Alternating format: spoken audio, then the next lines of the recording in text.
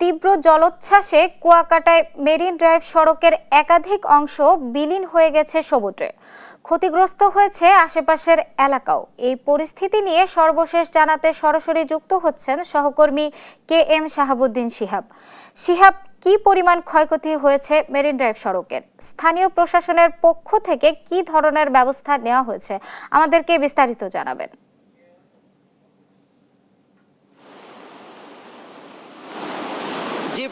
জি পার্বণ, আপনাকে ধন্যবাদ। বঙ্গোপসাগরে লঘুচাপের সৃষ্টির প্রভাবে যে নিম্নচাপের যে সৃষ্টি হয়েছে, সেই সৃষ্টির কারণে কিন্তু এই নিম্নচাপের কারণে কিন্তু বঙ্গোপসাগর ইতিমধ্যে উত্তাল হয়ে রয়েছে এবং সমুদ্রে বড় বড় ঢেউ তীরে কিন্তু পড়ছে। এবং গতকালকে সৃষ্টি হওয়া যে নিম্নচাপ, সেই নিম্নচাপকে কেন্দ্র করে ইতিমধ্যেই সমুদ্র সৈকত কুয়াকাটা কিন্তু আজকেও উত্তাল এবং উত্তালের পাশাপাশি কিন্তু এখন কিন্তু সাথে বৃষ্টিও শুরু হয়েছে।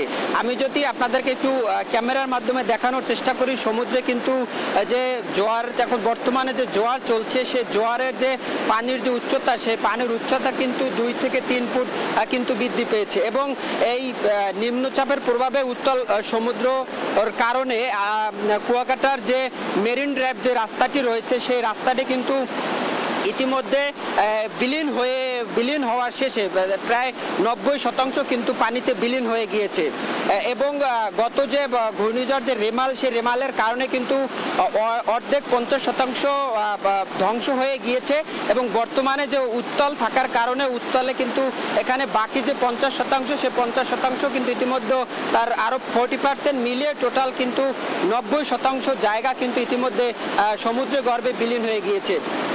এবং এই সমুদ্র উত্তাল থাকার কারণে সৈকত লাগোয়া যে সকল ঘরবাড়ি রয়েছে, যে সকল ব্যবসা প্রতিষ্ঠান রয়েছে, তারাও কিন্তু ক্ষতির সম্মুখীন হয়েছেন। এবং জলাশয় বিভিন্ন জায়গায় ঘরবাড়িতে কিন্তু এখানে পানি প্রবাহিত হয়েছে। এবং এখানকার কুয়াকাটার যে একটি জাতীয় উদ্যান, 0 পয়েন্ট থেকে যেটি 2 কিলোমিটার পূর্ব দিকে যে জাতীয় উদ্যান, সেই জাতীয় উদ্যান কিন্তু সমুদ্র গর্ভে বিলীন হয়ে গিয়েছে।